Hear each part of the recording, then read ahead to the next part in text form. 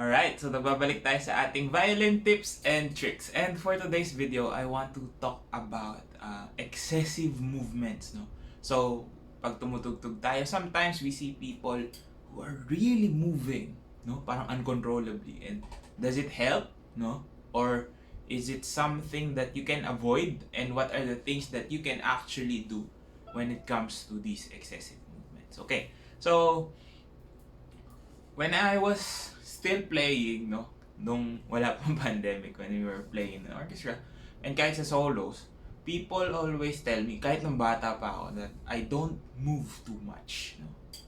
And parang, a lot of people might think it's a bad thing that I don't move too much. Parang, I also hear comments that, siya yung pag tumutugtog, parang sobrang relax lang. But the thing is, on the other side of that is parang sabi nila, pag pumikit daw, mas naririnig nila na mas maganda. So, parang it's supposed to be a balance between doing movements, di ba? And being in a very relaxed state when you are playing. Kasi syempre, tinitignan ka rin, visually, kailangan maganda rin yung ginagawa mo or how you move is actually good to look at, di ba? Kasi as musicians, they don't only need to listen to your music, they also need to see how you do things, no? So it's a balance of being able to convey your music through movements na hindi naman excessive. When we say excessive, yung parang over the top na it breaks down whatever feeling or emotion you're trying to do. So ano ba yung mga pwede nyong gawin para mas mapaganda pa yung paggalaw-galaw nyo, no? Madagdagan ng konting movements, but not go overboard with it. Yeah. So, first things first is you have to always consider that everything you do while playing will affect your sound, no? Kahit yung simpleng pag-scrunch up ng body na ganito, or if you stand straight, diba? It affects your sound already. Ano pa kaya yung pag gumalaw-galaw tayo? So, one of the most important things to note is that you shouldn't disrupt the flow of how you are playing, no? So, if your position is like this and you start playing, dapat hindi siya mababago. You don't change the way you play and parang mas ipa-prioritize mo yung movement or to show off. Parang, diba? Ang pangit naman din tignan. And nagugulo yung playing natin. So, it's the same with cars, diba? For example, an engine is strategically placed yung mga gears and belts and everything, those technical stuff, they're strategically placed. Your body is strategically placed as well, no? Kung nasan yung kamay mo when you're bowing, that's why we have to calibrate, diba? We talked about calibration, that when you move this part of your violin, pag gumanito siya, dapat sasama yung bow, just to keep it straight. So if you try to move like this uncontrollably, no, every time dapat sasama rin yung kabilang part. So it doesn't mean na pag gumalaw ka dito, may iwan to. Kasi mag-iiba na yung strokes natin, mag-iiba na yung quality ng sound. From, diba? Because I'm at the point na parallel yung bow ko sa aking strings. And those things are important when you try to move. So you don't want to move individual parts of your body. So you don't want to move your arm na mag-isa lang siya without moving this as well. So if you move your arm, you move this as well. Diba? Pag gumagalaw tayo, no? It may be for comfort, it may be for balance, but if you move one place of your body that's holding your instrument, you have to consider the other. So instead of moving those individual parts, diba? You can just move the trunk of your body, diba? Pag ginalaw mo yung trunk mo, hindi gagalaw yung arms. Your arms will stay in the same position. So, diba? Magagawa mo pa rin yung kailangan mong gawin.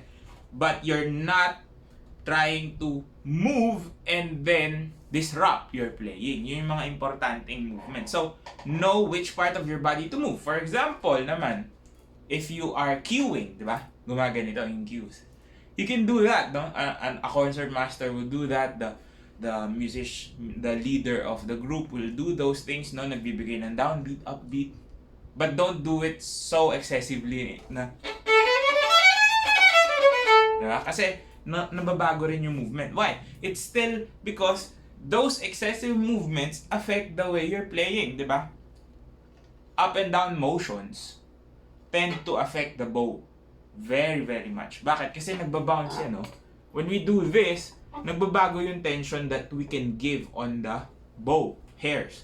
So what happens is nagkakaroon ng bouncing, nawawalan tayo ng control. So those types of movements dapat nating iwasan, yung up and down, especially kung super excessive, no? Sometimes just giving the downbeat, tapos na. And then you just continue playing normally, di ba? Para hindi ma-disrupt. But if you keep on doing that, no? Especially for those people na nagkakaroon ng metronome, not just here, no? Not just here in the arms and head, the neck, no? Pati sa paa, no? Yung mga nagtatap. So it's not really a good thing because, one, it's not going to be reliable kasi napapagod tayo.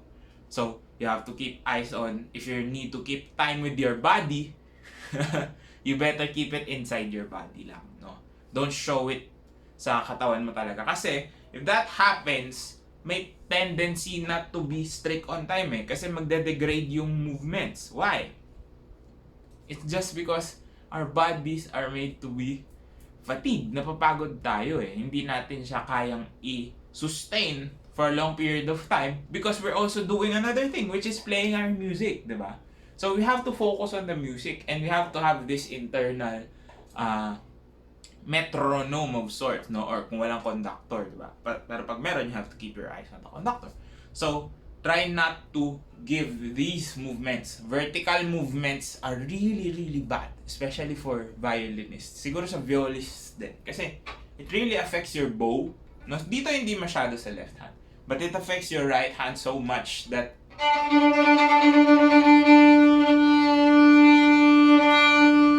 diba?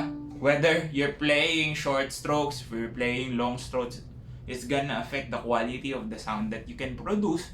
Because that movement is not part of what we need for playing, no? So you can still move, you can still sway. Sabi ka, you can move horizontally, you can move a little bit diagonally, siguro, we can say. But yung purely vertical movements, whether that's with your head, with your hand, and with your feet, no? Yun yung mga super excessive na it does more harm than good, no? So, occasionally, if you are leading a group, syempre kailangan mo magbigay ng downbeats, that's fine. But hindi pwede mag-bounce. Don't bounce. Okay? Especially, itong area natin, the head and the neck. If they continuously move, you're gonna tense up, you're gonna be out of control. Because everything that we do comes from here. This part of our bodies, diba? Sa shoulders na yan. And once we move our head and neck, nagte-tense up yung shoulders natin. Which in turn will make us stiff, will make us tense, and would generally greatly affect our playing. Yeah. So those types of movements pwede nyo iwasan. So I'm not saying in this video that you shouldn't move. Of course, it's part of your expression, no?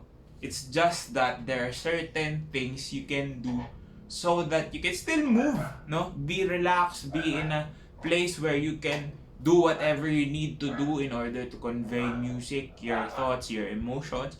But don't overdo it kasi, yun nga, maraming magsasuffer, especially your sound, no? So we see a lot of this with beginners and parang, if they want to play loud, they will move their body to be as loud as possible. So, for example,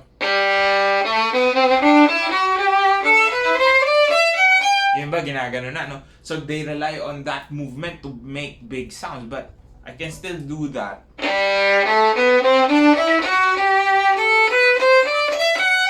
I can still play as loud without moving too much. And ano ba yung dangers when we move too much? Of course, we get tired. Yun lang yun talaga yung pinaka bottom line. Why do you don't need to move as much as you think you should? Because you're gonna get tired.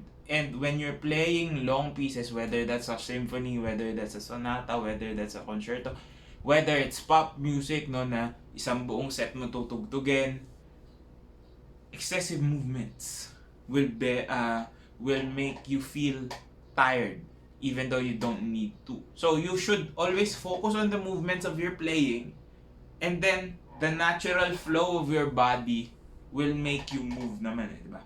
So your balancing will help you, and how you move, di ba? Pwedeng circular, pwedeng side to side, wag masyado yung vertical. So vertical movements are the things that you need to really be aware of if you're doing these things, no? And how do you practice it is just try to focus on techniques more when you're playing instead of focusing on how to do a loud movement, no? Yung movement kasi talaga yung maghihinder in whatever you're doing. So make sure that you are doing these motions first, no?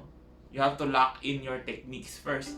Those movements na integral or essential with your playing, and then you can add something that will help you relax. Kasi in the long run, magsi-stiffen up din yung katawan natin if we only move those muscles na kailangan. So we have to be in a very relaxed state but still active, and be able to move at will without doing much of very excessive movements para hindi tayo mahirapan when we play, and we can prolong the time that we actually play, no? So baka mamaya you're playing with so much movement pero hanggang 30 minutes lang tumatagal yung practices mo.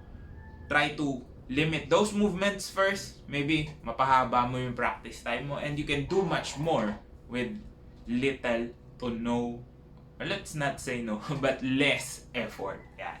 So sana may tutunan kayo sa video na to. If you did, comment down below, like this video, share this video, and also subscribe to my channel. There's a ton of content coming up. I hope you like the content that I'm showing, and this has been Ryan Monakil for Violin Tips and Tricks, and I'll see you on the next video.